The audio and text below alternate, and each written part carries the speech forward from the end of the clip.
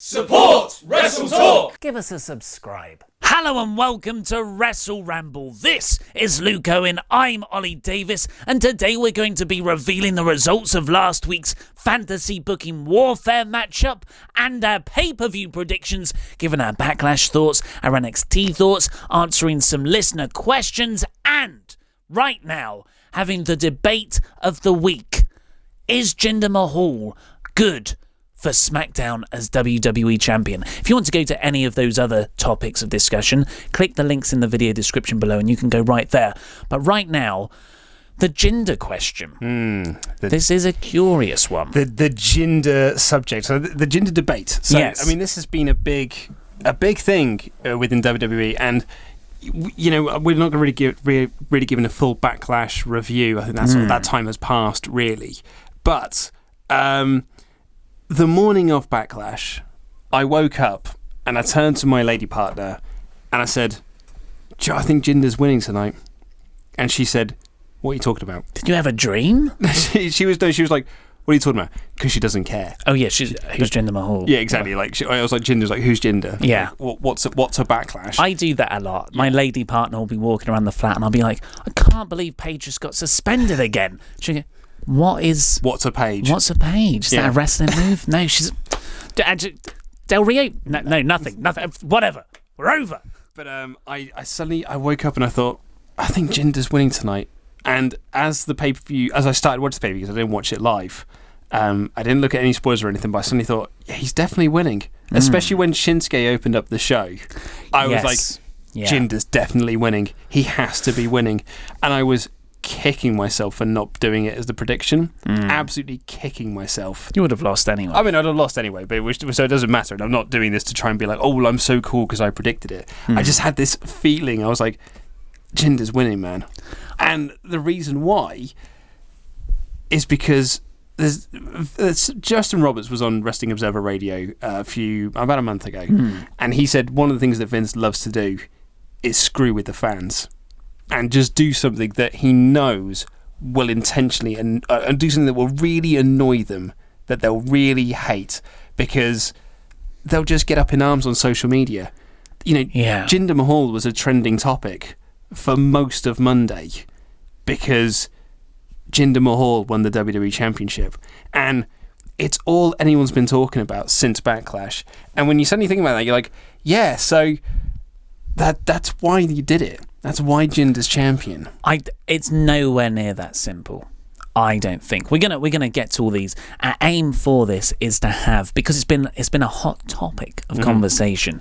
Adam Blompier's review, his What Just Happened video. Did you see that? No, I don't watch a lot of What. Oh, it was a very impassioned, very good review of Backlash, and he starts it by running off Stone Cold Steve Austin, Bruno Sammartino, yada yada yada, all like the production truck in the back of Smackdown when he first entered on this week's episode. And then he goes Jinder Mahal, and at that point I was like, I wonder what the thumbs up thumbs down ratio's like for this video. And it was about, at the time I watched it was about 7,500 thumbs up and 3,000 thumbs down. And I've got a rule, like, because I keep good track of what's the thumbs up ratios and comments and stuff on our videos, and if anything goes over 10% thumbs down compared to the thumbs up, I'm like, oh, I'm not doing that again. That was a bit too far, whatever I did. And I put up my review, and the review was quite provocatively titled, Why Jinder Winning the WWE Championship is Bad for Smackdown. And my argument was that Jinder has been positioned as a jobber for his entire career, up until the Superstar shake-up last month. And although WWE have done a proper, really good rocket-strapped push of Jinder, they've done everything right to make him look strong up until his Backlash title shot, championship opportunity. It just didn't, he couldn't shake it for me. And because of that, the idea that you can just, someone who isn't succeeding on Raw can go over to SmackDown and win the top title within a month, for us, like for real smarky fans, that's abhorrent, because that is devoid of all logic and build and storytelling. Yeah. And then I think you've got another group of fans who are outside that, who are like, This is finally something new. Yes. I don't care. At least it's something good. But what I'm really concerned about is the vast majority of mainstream fans, the 90% of everyone else outside that outer bubble. We're a bubble, there's another bubble. The big mainstream outside that. They're just going to look at Jinder Mahal and go, nah, and not watch. You see, okay, so I disagree in the sense that if you're talking about this outside bubble of these people who are just tuning in, it's their first time just tuning in, they're not going to know 3MB. They're not going to know him being Great Khali's brother or whatever it was when he was first brought in. They're not going to know him throwing a drink in the Gronk's face at WrestleMania and then losing the week after. I think that what they're looking to do when they're bringing these people in, because it got a lot of coverage on like mainstream sites, ESPN, for example, and things like that. I think what they were hoping for is that it brings in new viewers to be like, who's this guy that everyone's talking about? And then you tune into Smackdown this week, and there's this big parade for him. There's this big grand parade. And that parade, if you've never seen Jinder before, that parade made him look like a star. And, the commentators are there going like, it's the most improbable championship win of all time. But that's a story. And the other side of it, if you're coming from a smarky side of things, if you're coming from like a wrestling fan side of things, he didn't win on his own. Randy Orton had the match won on several occasions, but the Singh brothers interfered and everything like that. So he didn't fairly win it. He cheated his way into a victory. So it kind of protects Randy Orton a little bit. But yeah, if you're outside that bubble and you're coming in new, because he always does get booed. He's a heel champion who actually gets booed, which really, in 2017 and in 2016, was difficult to do. When Seth was champion as a heel, everyone cheered him. When Kevin was Universal Champion, everyone was cheering him because he was doing all the stuff with Jericho. Yeah. Even AJ Styles, when he was a heel as champion, he was the most over babyface in the entire roster. So we've now actually got a champion, a WWE champion, as a heel, who is getting booed. And I'm one of those people who am like, yeah, do you know what? At least it's something new. When you and I did a video and we talked about the Superstar Shakeup, and I said, I'm giving the win to SmackDown here because they're trying to build new stars, and I'm all for building new stars. I still stand by that, and I'm glad that they are trying to build him as a star. The idea is to try and maintain this, of course. Now, the flip side of that, and what I sort of do agree with you a little bit, is that it was almost too soon to do it, because 6 weeks ago, he was a jobber. And Jericho, when Jinder was on his podcast, was saying, like, the great thing about wrestling is that it can all change in one night. You can go from being a jobber on one night to being champion the next night, and that's the beauty of wrestling, because anything can happen. And I do kind of agree with that to an extent, but at the same time, Jinder is 3MB. He's this dancing fool who was in a gimmick that he hated. He was off TV for ages. Then he came back looking really, really, I hate to use the word roided, but looking really roided. I'm sure he looks like he had a low body fat percentage. Yeah, I'm not saying that he is on steroids. I'm just saying he looked like that 90s roided. He's got a spotty back though. Yeah, with his back knee and everything like that. And so when he came back, I was like, oh God, what are you bringing Jinder back for? Like, of all people, he's stiff as hell in the ring, knocking out Finn Balor and all this sort of stuff. I was really dead against him. And so that is something that I will struggle to never forget. But I always go back to, one thing that comes to mind. I'll let you talk in a second. Thank you. People have always told me that I tend to filibuster these sorts of things.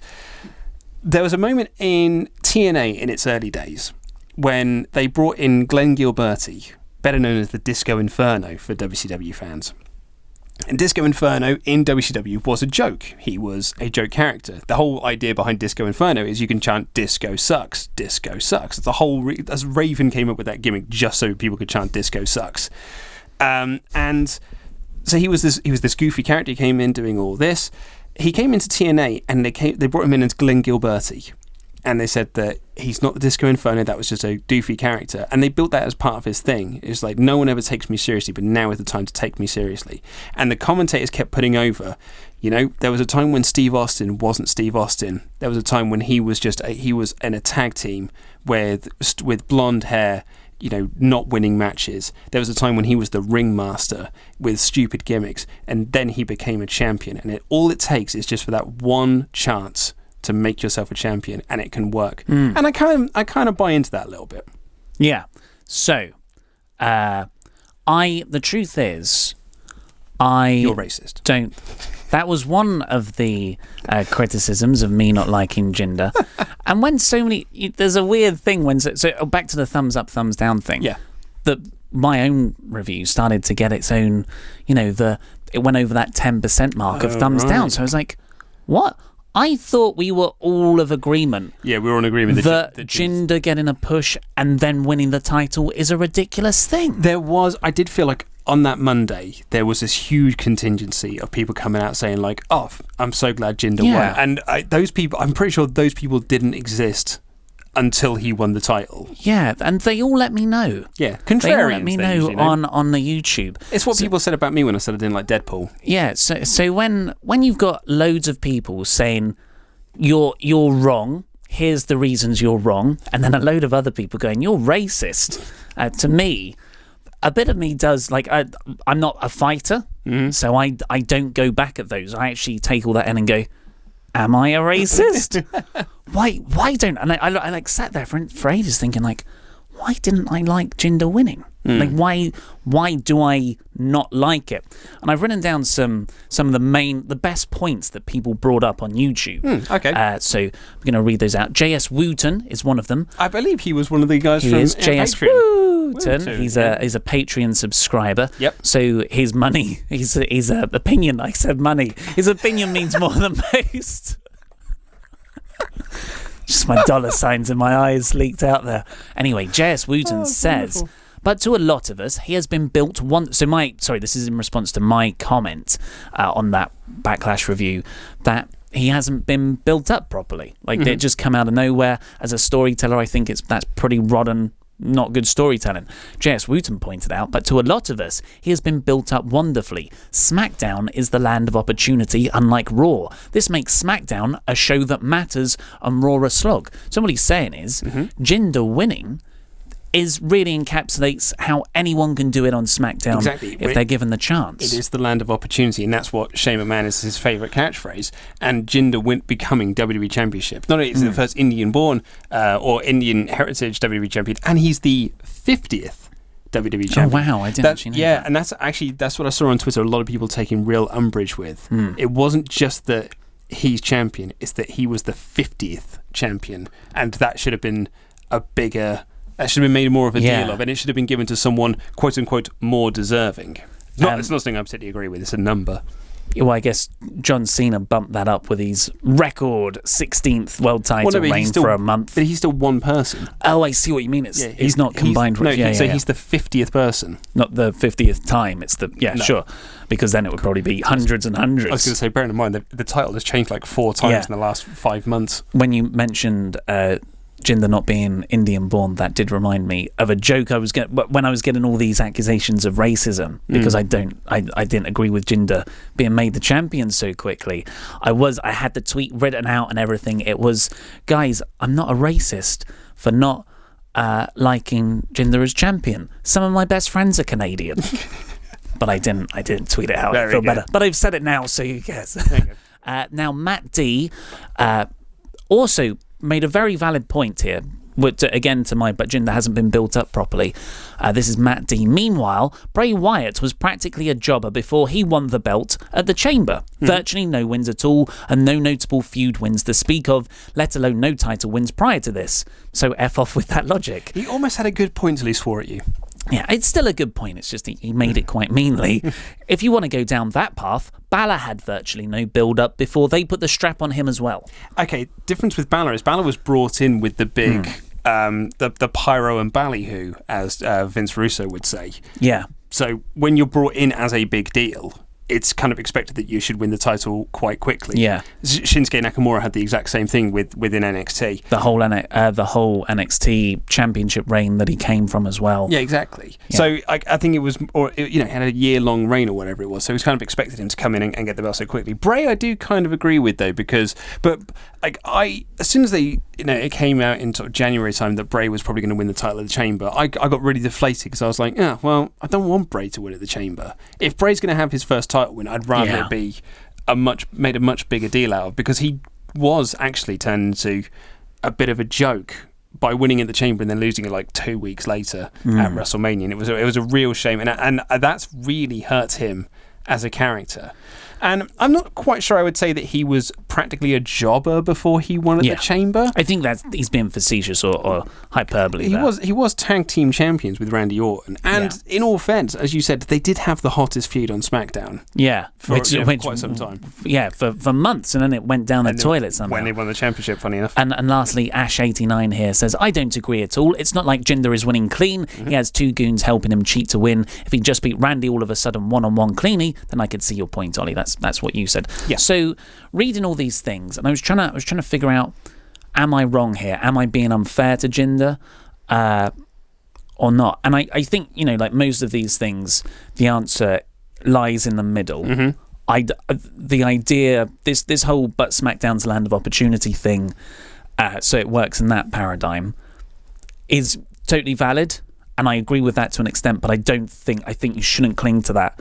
Because that also acts as an excuse for bad storytelling. Yes. Because this is most definitely bad storytelling, in one dimension, but then you've also got this fascinating thing that I never thought of, which is the Bray Wyatt, the Finn Balor. There's arguments about why they were built up, and to me, why Jinder doesn't work as a champion for me. Everyone can have their own opinions. So mate, that's a crazy concept. So don't swear at me too much. Crazy. It's because Bray Wyatt has something. I think Bray Wyatt has, people can get behind Bray. People can get behind Sami Zayn. People can get behind Kevin Owens or AJ Styles. But they've never had the machine really get behind them. AJ Styles walks around, I'm the face that built this place. But really, has he had the machine, the rocket strap push on him? No, he was given the title during the quiet period. Exactly. He got the match with Shane McMahon. He didn't get the starring, featured feud at WrestleMania. That's a featured match, though. Yeah, top 3 or 4. Yeah, he was way at the back on the poster. Like he is on most posters. Yeah. And the idea that Jinder, as a performer, and I don't like slagging off. I prefer to critique WWE decisions, company decisions. But Jinder, for me, isn't a good wrestler. He isn't good on the mic. And his character does get heat, but it's not a sort of heat that I enjoy. I think I think at least 30% of that heat is, I don't want to see you. I don't want any part of this, which is sort of X-Pac turn-off heat. Whereas 70% heat is, no, you're from a different country. Yeah. So I think that's slightly awkward as well. So I think it jars with me in here that WWE have decided to really go back on the safest option, and that's push an old foreigner heel with a scarily good body, rather than someone who genuinely connected with the fans and built a good story around that. The other side of it as well, and I know we don't want to talk about this for too long, but kind of what kind of puts me off a little bit on the Jinder win, what actually sours it a little bit for me, is that it less feels like this is a right move for the story. We're trying to build this guy up and we're trying to build him in to be a credible main eventer. Because, I'm almost going to say it now, this time next year, Jinder won't be in the main event picture. Possibly. It was less about, hey, do you know what? This guy's been doing really great in the ring. He's been cutting really great promos. He's really connected with the crowd. Let's strap the rocket to him and push him in. It feels more of just like, we just got the Sony 6 deal in India. Yeah. So now we need a big India star. we've only got the one, or we've got three, but those two aren't. We're not giving them the. Actually, why aren't they a tag team in the tag team title picture? They should be, shouldn't they? Really, yeah. We've got the one dude, so let's strap the rocket to him and make him champion, because that'd be really great for our India partners. And I don't like champions being made on business deals. It just feels a bit. I mean, it's wrestling business, so these sorts of thing happens. You know, back in the territory days, champions were made because they're popular in the territories. What have you? They're business deals, sponsorship deals, this, that, and the other. But it almost feels like it sours it a little bit for it. I'd have more liked it to have been just like, we just really wanted to shock fans, and so we gave it to a jobber. Yeah. We gave it to the Brooklyn Brawler, more or less. I have no qualms with business influencing storylines. In fact, I think actually that's the way storylines should be influenced. Business. People are buying tickets to see these people wrestle at the top. That influences who we push. You know, the people are buying this much merchandise. No, but that's a different kind of business. Sorry, but it does all. So a more. So that would be a feedback form of business where you're going on business data. Exactly. This is a more ventured thing. But so I still think that the point stands. The fact that it's India, of course, you've also got the point of them hiring their new expansion officer or something for India as well. It's the third largest market for TV. It's where all their social media followers are as well. But yeah. But it's, again, so you are right. Like, I like it if it is based on, say, Jinder was just selling a load of merch, or was selling a huge amount of merch in India, and they were like, oh, we could sell even more merch there. He hasn't got a T-shirt. Yeah, that's Jinder bizarre. hasn't got any merchandise on WTV or on WWEshop.com. That for me is an issue, because that says we never intended to really push this guy as a legitimate main eventer. We've just done this because there's 1.3 billion people in India and we want their money, so let's just do this now. Yeah, and it's so obvious that it was a last minute decision. Yeah. And again, like, a lot of people said, well, you didn't say this about Bray Wyatt winning when he was a jobber. You didn't say this about so-and-so. And it's because this one feels like such a badly told story. And I would say as well that we did say this when... and we do critique those things as well. We said the same thing. When Bray was given the championship at Chamber, you and I said, I know we weren't doing the videos back then, but I think we did it in our WrestleMania predictions video when we first started doing this, was that they just put the title on Bray so they could give it to Randy at WrestleMania.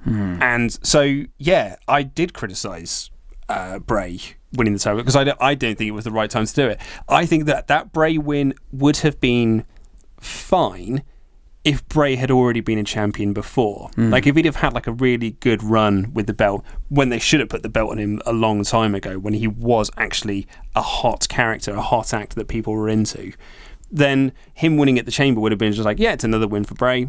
And then him losing it a month later, it wouldn't have made him out to be such a jobber, because he'd already been a credible champion. But him just winning it for the first time and then losing it 3 weeks later to Randy made him look like a complete chump. And the same thing will happen if Jinder loses the title at Money in the Bank. And I kind of hope that he doesn't, because if you are going to build him up as a credible champion, you need to have him hold that belt. And I've actually got a horrible feeling, not a horrible feeling, but I've got a feeling I wonder if he's going to hold it until SummerSlam. Potentially. I don't know who he would face in that feud. So closing statements. Final thoughts. I did send out a tweet on Monday that just said, it doesn't make sense in storyline, but I'm fine with Jinder winning because he's not Randy Orton. And that's great in my books. I don't want to see Randy Orton as champion in 2017. So, hey, Jinder's new. He's something different.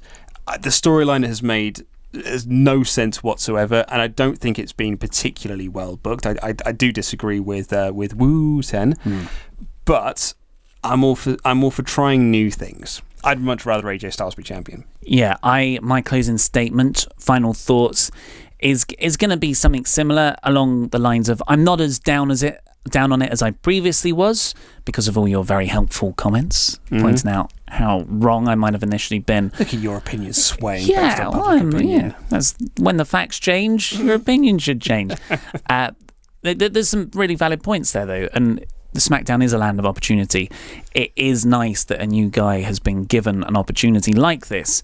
But at the same time, it's not even like I'm not a fan of Jinder. I don't really care about Jinder. I'm indifferent to Jinder as a wrestler and as a personality. They haven't really given you a reason to care either. Yeah, but he has been packaged excellently since he started the push, and they've pushed him to the moon. I really wish it was someone else, and that's not because I'm racist. It could be. I'm struggling to think. It could be Big E. Does that count? Yeah, it could be someone else who isn't white. But please do, as measured and calmly as possible, let us know your thoughts in the comments below. Almost like you should do a poll. Yeah, maybe. But, yes or no? Yeah. Yes, okay. Poll above my head right now if I remember to do it. Yes or no, Jinder Mahal? There were more matches at Backlash and at NXT TakeOver Chicago over the weekend, and both of us provided predictions on the day. So we're going to run through them here and give a few thoughts on the matches themselves. Ty Dillinger beat Aiden English in the kickoff match. I didn't watch it. I didn't watch it either, but we both got that one right. Luke Harper beat Eric Rowan in the buffer match. Should have seen that 50-50 booking coming into effect. Yeah. I just thought they were going to push Rowan based off his Talking Smack thing, but just decided that apparently, let's not actually bother with anything to do with Rowan, and neither were featured on TV this week. Poor old Luke Harper. Why wasn't he in the Money in the Bank? Oh God, yeah. Poor old okay. There are some crimes going on in WWE at the moment, but Luke Harper not getting a push is the biggest one of the lot. Hey, we just talked about how one guy's getting a push. Oh, mate, Luke Harper's so good. And he's white. Made me feel so much better about it. He's also got massive bald spots like I have as well. That's why I like Baron Corbin, I think. Our receding hairline brothers. Yeah. I would have preferred... although I want Luke Harper to win, I think...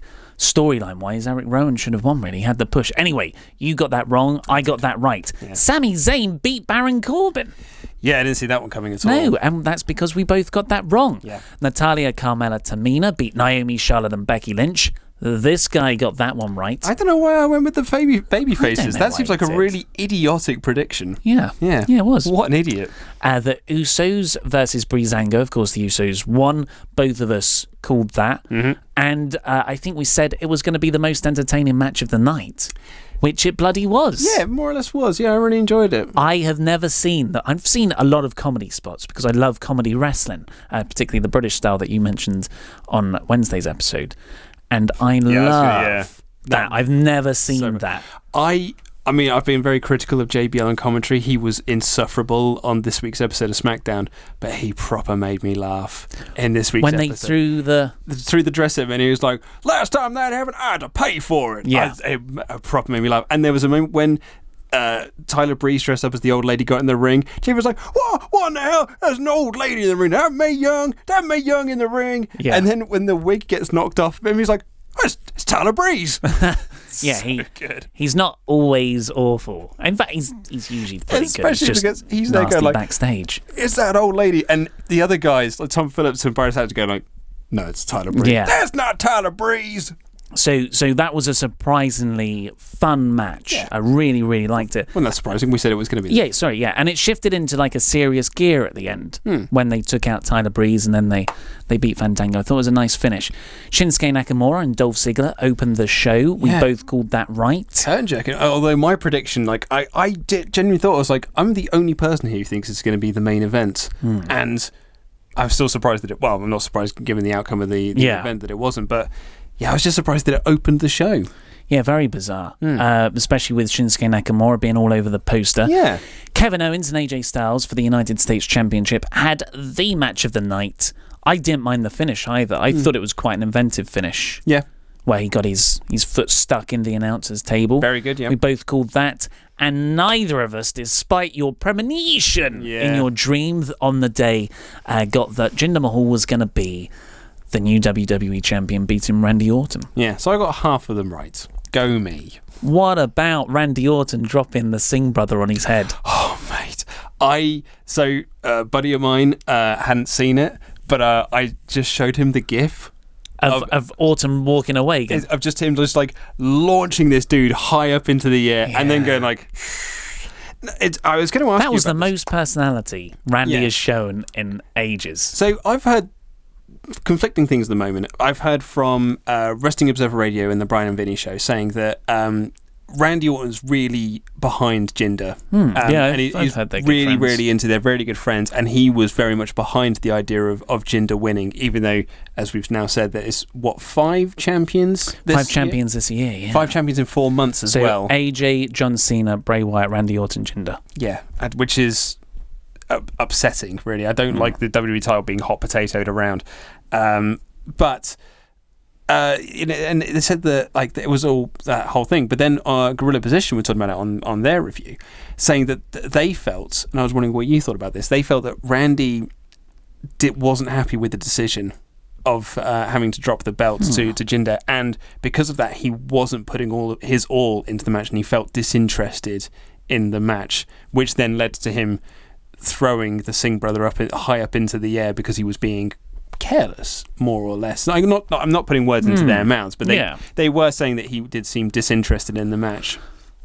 I think it's hard to know when Randy's genuinely disinterested or when he's just wrestling a match, because they are very close. Yeah. So I think that sort of bit of speculation might be a bit unfounded. Yeah. But I don't know. I heard again this Sportskeeda report who broke the result of this match just an hour before it happened.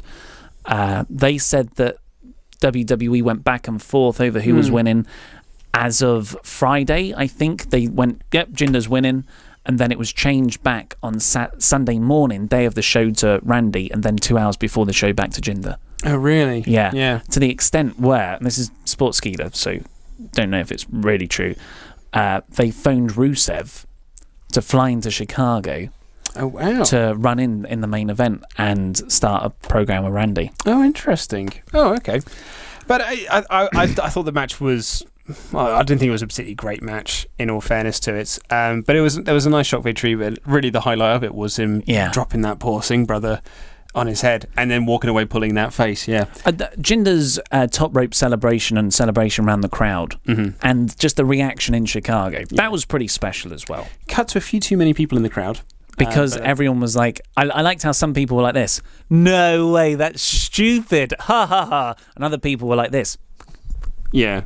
There's I like it when they cut to crowd reactions if you get it right, but when but when you do it like 30 times during one celebration, like a good, I'd say 30% of them will be naff, checking their phones or laughing, and we'll come on to that in NXT as well. Also check out Gorilla Position, it's a great podcast. So I got 6 out of 8 on the predictions. Luke got 4 out of 8. Ouch. The night before was NXT TakeOver Chicago. What a show. Great show. So good. Roderick Strong beat Eric Young, but that was announced after so we don't have predictions for that. No, but I think you said on Twitter you'd have gone Roderick Strong, and I would have done the same thing. I really, really liked this opener actually as well. I thought it was. I'm a big fan of Eric Young. I really like Sanity, and Roddy I think is really coming into his own now, and I think he's going to really find his feet. And that after those series of videos, I think it's going to be a huge star. I hope so, because I've always been a fan of Roddy. Love Roddy. Back from Ring of Honor days, but he never really had a character. But I liked him in spite of the fact he was just a fantastic wrestler. But then, since these video bits, he is really grown into that, and I liked how he took out everyone before he got in the ring with Young. So good. Yeah. If you want to see a really great Roderick Strong match, and this is not a glowing endorsement of Roddy. It's the very first Spike episode of TNA Impact when Kurt Angle killed him. Actually, was it? Actually, no, I think that was AJ Styles. But there's a squash match with Kurt Angle and Roderick Strong. You can find it on YouTube. It's one of the most fun squash matches I've ever seen because Kurt Angle is like a machine in it. And, wicked. And Roddy is just bumping all over the show for him. It's wonderful. Then we had Pete Dunne beating Tyler Bate. Not just match of the night, not just match of the weekend. I think this is a strong match of the year contender. Okay, so Oliver Davis. You do this to me sometimes, and everyone on Twitter. I before I watched the match, Meltzer tweeted, just stop the show now. No one's going to top that. Yeah. I was like, well, you know what? I was going to watch it in a few hours, but lady partner, sit down. We're watching this. He was like, I don't even like. Shut up. So we watched it, and I loved it. I thought it was a fantastic match, and I was like, yeah, that was a really, really good match. Best match of the. Oh, I don't know. I've seen a few cracking New Japan matches this month, so it wouldn't even be my match of the month. WWE match though. Oh, WWE wise, I think I rather unfairly said, because sometimes when a lot of people are saying one thing, you say the other. So I was like top 10 for sure to one person on Twitter. I'm being stupid. It's top 5, most definitely. But I think best WWE match of the year. It's them two, but it's the end of the UK tournament final. Oh, you prefer that match? Oh, because few things will touch the moment where Tyler Bate has had his arm worked over, not just in that match, but 2 matches before by Pete Dunne, and he's got his arm injured, and Pete Dunne just keeps working over, and then he's got the submission hold on Tyler Bate's arm, the injured arm, and Tyler Bate has to use his injured arm, power out through, pick up Pete Dunne with one arm and slam him down. As he picks him up, the whole crowd stand up around him. That was something else, and that is like a cherished wrestling moment memory for me. So actually, you know what, that was a really, really great match. And you know what else was really good actually?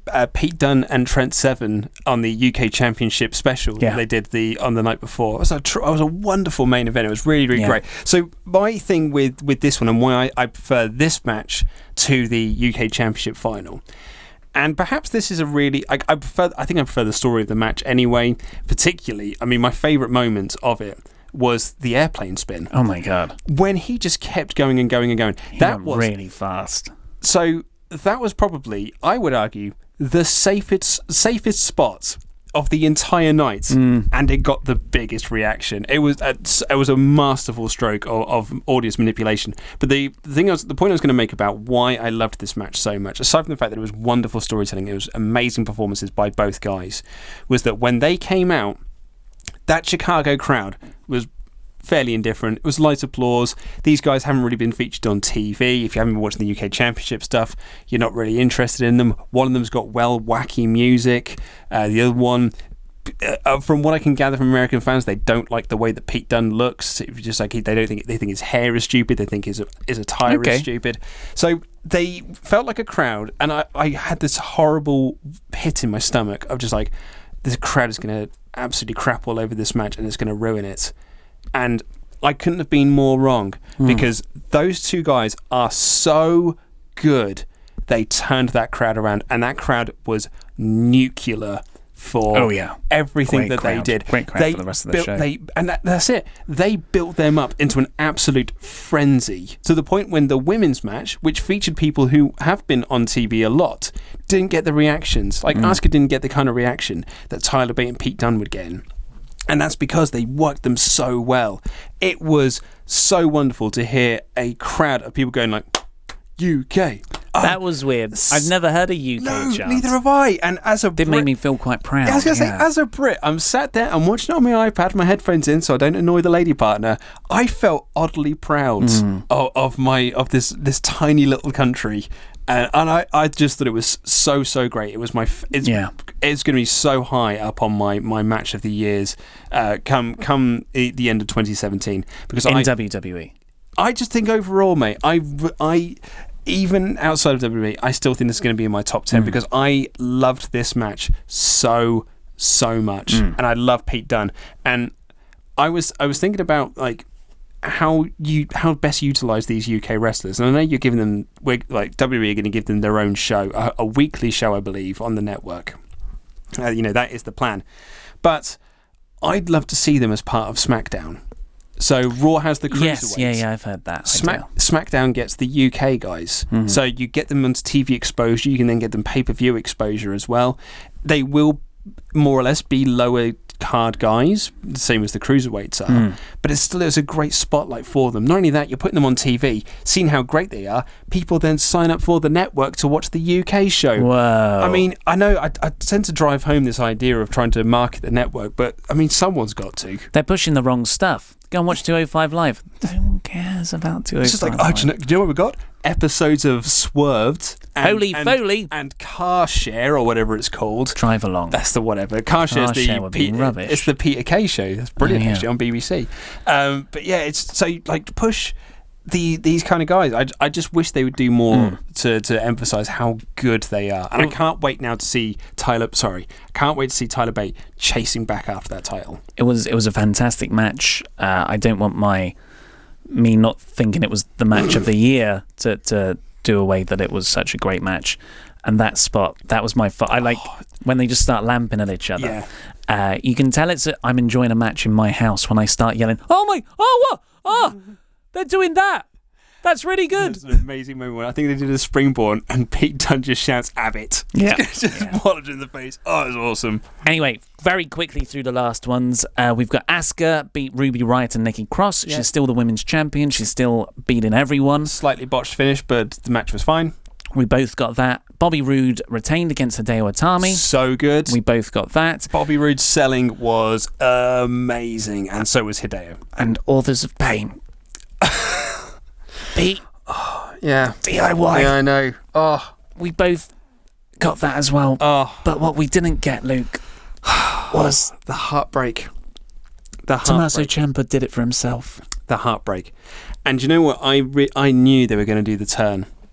Because this turn has been building for so long. So me saying, like, I knew they were going to do the turn is not really me being like, I'm not trying to be... I had a dream before Smackdown. Yeah, it's not me. Because a lot of people would say, like, you would say that because it's happened. Yeah. But there was a moment, and I love this moment, because this feud has been built going back to the Cruiserweight Classic last year when Gargano beat him in the first round. Didn't think of that.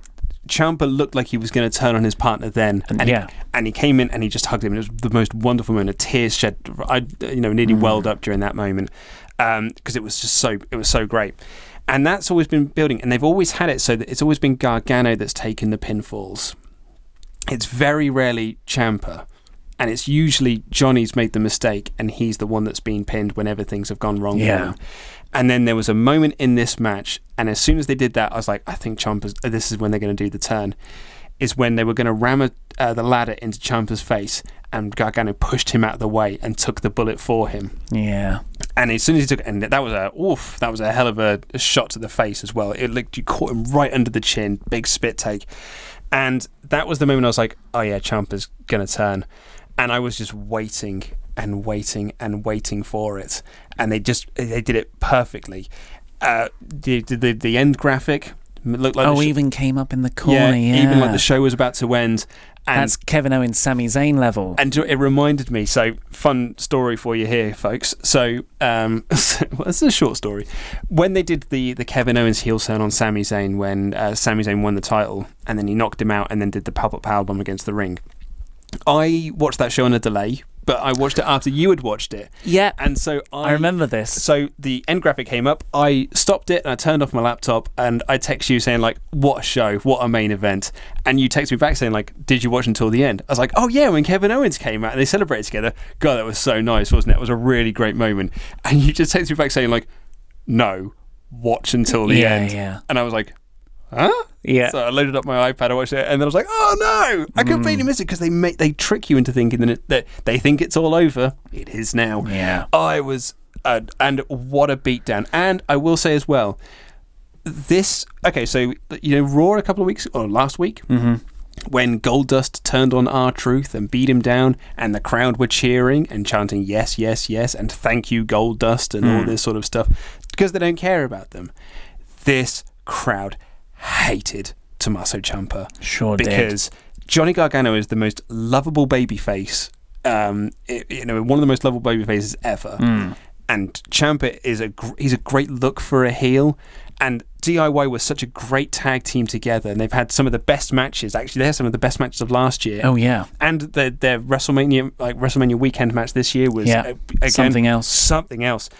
This crowd hated that man for that Yeah. turn. They chanted all sorts of things at him, swearing the lot, and it was great. I cannot wait for that feud to unfold, to build up towards Brooklyn 3 in the summer. It's going to be awesome. So if you there's this really good show called WrestleTalk News. If you watch the Friday edition, one of the stories in it was did you see this? A singer called Hope Vista had tweeted, "Oh, I'm recording Johnny Gargano's new entrance music." Oh, what? And this was about a week before that happened. Oh, so man. it was it was leaked in the end. Well, that's interesting because I was curious as to whether I was assuming they were going to give Gargano new music because the DIY music was Gargano's music on his own, and Ciampa had his own theme. So I assume they would. Otherwise, it just feels like that Roman Reigns thing where you come out to your old team's theme, and you feel like the ex-boyfriend who just still got the pictures up of the partner that left you for someone else. So you got all of your predictions correct on NXT. Clearly, NXT is my show. Thank you very much. I got 3 out of 4 because I called the UK title wrong. So for the weekend, I got 9 out of 12. You got 8 out of 12. It ended up being very close. Very close. And so was Fantasy Booking Warfare Round 4. Last week, we both fantasy booked Asuka's main roster debut in WWE out of 2,454 votes. Thank you so much. What an amazing turnout. I got 55%. Yeah, well done. 1,374. And you very close, just under 300 votes in it. Yeah. 45%, 1,080. Well done, you. An excellent, well earned victory. Apparently, the secret to winning this is it's mystery. Yeah, that's what it is. Masked men is always good, and Titantron teases. So I think what we should do is tally up all the results in a month, and then the person at the end of the month who has lost the most little competitions like this, they have to do the forfeit. Because I can buy only so many t-shirts. Well, we're not doing the t-shirt thing, right? Because those other two lads do it. Yeah, but if we're doing a forfeit for every single thing we do, which is like twice a week, we're gonna be bruised and battered by the end of it. So we'll think of something for the end. Yeah. So very quickly, we've just got a question of the week. It's not an official jingle. No. We've got someone recording. It's the same person who's doing Johnny Gargano's new theme. Yeah, Hope Vista. So this is from the mayor of Painesville, Daniel Scheitmeyer. Oh, mate, you butchered that. How do you think he said that? I'd have gone Schachtmere. Schachtmere. Yes, I'd have gone Schachtmere. From Germany. He donated a certain amount on Patreon. That means he gets his shite. Daniel Scheitmere. Sorry, I called you a cool mayor of Painesville name. You get a fast track question. So this is the mayor of Painesville's email. My question for you and Luke is: with the current situation of extremely bad ratings of Raw and SmackDown worldwide, what will WWE do? Change nothing because TV ratings itself go down everywhere? Will they fire their creative staff, or will they relaunch their program again? Is cancelling Raw or SmackDown an option? Well, I mean, cancelling is certainly not an option. No. Well, if the TV dropped them, they wouldn't be able to justify the expense. I think they're tied into bigger deals though than the international ones. Yeah, exactly. Well, no, not just international ones, but I think like with their USA deal is less of a case of like, and we can cancel you at a moment's notice. And you got to remember as well that while these numbers are bad, they're still quite good for what USA does on average. Yes. I believe that's the case anyway. Yeah, and the good thing about wrestling programming is it's sticky, so a lot of people it raises the ratings of the shows around it. Yes, because you got the overrun. Yeah. So people like catch the end of things, and that sort of helps things. So, I mean, to be honest, I don't think they're going to do anything because like they're making so much money. And they're making all of their money, well, actually, they're making a huge portion of their money from these TV deals. So ratings might be bad, and they are bad. But as the Road Dogg would say, wrestling is cyclical. There is peaks and troughs. All it takes is just for one thing to work, and then people start tuning in again. You know, ratings were really bad before the Attitude Era. but then they just picked up again. They went through, from 93 until about 97, they had NAF TV ratings. All of a sudden, the Attitude Era hits, the Monday Night War hits, and the whole system changed. You were starting getting monster numbers and mega numbers. As soon as that all died down, and wrestling fans have just been tuning out ever since. But there'll never be a period when everyone tunes out. No. They'll always sell out the big shows. They'll always go on tours and sell out wherever they go. They'll always draw in their TV ratings. Do you know what I mean? The classic example of this is Impact. Mm-hmm. Impact as a company has a core audience, and that core audience tunes in every week, regardless of how good or bad the product is.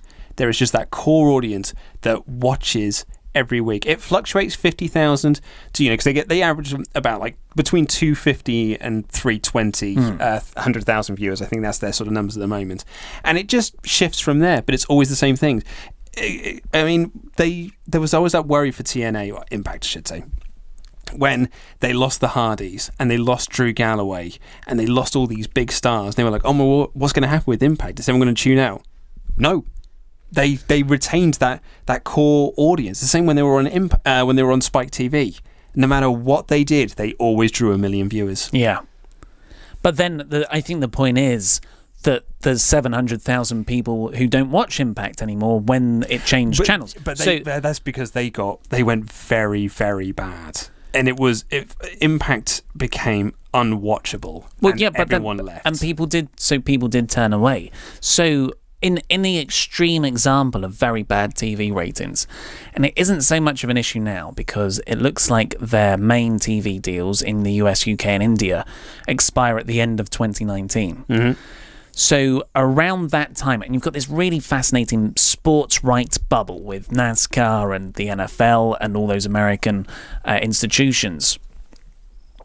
And the UFC is a big thing as well, like the amount of money that the UFC was privately bought for. If that bubble bursts with declining TV ratings in general, I think it would have to get really, really bad before that renewal period when they have to start renegotiating, when they actually have to start going, our rating. We've been able to coast for 5 years. We've been locked into this 5-year deal where it doesn't matter how low the ratings go. Our money's going to keep increasing year on year. That's the way TV deals work. But when it gets to that last year in 2019, if it's still really bad and worse, such good English, if it's even worse than the decline of other shows, which it has been. This week's Raw was down 20% on last year's Raw. 3-hour Raws are unsustainable. So I think in that last year in 2019, if it gets to such a low rating for Raw and for Smackdown, like the trends have been showing, that Vince, so he can renegotiate a better contract going forward in the light of TV in general declining, he's got to change something up. Just like when the ratings were in the dumps, in the pits in 95, 20 years ago when Diesel was at the top and he had WCW to compete with. It won't be WCW he's now got to change up and freshen up his product for. It's gonna be himself. So and you know what I think the thing that he might embrace, and that is indie style wrestling. Okay, so I think that's a really interesting idea, and there's a case of the product will inherently change once Vince is out of the picture and Hunter and Stephanie are running it. Because the first thing, I'll be honest with you, the first thing they're doing is getting rid of Kevin Dunn because they don't like Kevin Dunn. Yeah, and he's like, that's like they'll get rid of anyone who was essentially Vince McMahon's circle, and they'll just start it, and they'll just run Shane, yeah. See you later, buddy. But so, kind of my thing with looking ahead to the future of what the WWE could be, do you not feel that they are essentially future-proofing themselves by having the network? So, what they're doing is that they essentially are trying to eliminate the need for TV deals by having the network, because you can just then put Raw and SmackDown on the network, do it as live feeds on the WWE network. You can still tour it around the country. You can still make all the money you would make from the arenas that you're not so much selling out in, but selling tickets for, and you're still doing your house show tours, you're still doing your pay-per-view business, that is enough to keep the business going and make loads of money in the process, because you're turning a profit from it. It's turning a profit from merchandise as well and things like that. So for the next however many, or the next 2 years, is to build the network to make it something that you have to have as a wrestling fan, so that come 2019, if they don't get renewed for TV, they can just go move themselves over to the network and just be in control of everything they want to do. Then they don't have to do 3-hour Raws. They can go back to doing 2-hour Raws, because they don't need to do ad revenue or anything, and just do it all through that. Yeah, I mean, that would... It's a fascinating way, and nobody knows where TV is going. But if... one of the more protected elements of TV in general is live broadcast, news, sports. Those are pretty much the only two, really. But of course, this whole live sports bubble is kind of imploding with ESPN and all the stuff they've snatched up over the years. It's like Sky Sports here in the UK. UK. So I do think if you just rely on the network and you're touring, you're gonna limit yourself, because you'll have your subscribers who will get old and they'll die, or they'll gradually start unsubscribing. Your influx of new subscribers is going to be much lessened, because you don't have that national exposure. And television isn't going to go away in 5 years. No. It's going to be around for at least 2 decades. It's a dying format, but it's a slowly dying format. I don't know if it's a dying format, because radio still exists. There are the majority of people, I would argue, do just sit down and go, what's on telly? Because that's their habit. It's not, I'm going to watch this. But I guarantee you those people, I mean, this is a much wider discussion that's probably not ready for this show, but I'd imagine, certainly people that I know, and I am the same way, when I turn on my TV, I'm not going like, oh, what's on? I'm going like, what have I recorded? Because I don't watch TV live. I set things up to record, and then I'm off doing other things, or I'm watching other things that I've recorded. I never go, oh, it's 10 o'clock, I need to tune in for this show. I'd just be like, it's recorded, I'll watch it tomorrow. And it's almost the same with wrestling now with the network. It's like, I don't need to stay up to watch the pay-per-view live, because I've got it as instant access as soon as the show is ended. So I think that TV, especially with the rise of streaming services, everything will just eventually just will go online, and it'll just be that you'll just go onto the BBC iPlayer and just pick the shows that you want to watch, as opposed to tuning in for certain things. It is a much larger discussion. Hopefully our attempt at answering it, the Mayor of Painesville, I'm not going to say your last name, I'm not going to insult you like that again. Yeah. But that's all we've got time for. So click the videos over Luke's face to catch up with the latest WrestleRamble or the WrestleTalk news. Subscribe to this channel, and of course, support WrestleTalk on Patreon. This has been Luke Owen, I've been Ollie Davis, and that was Rambling.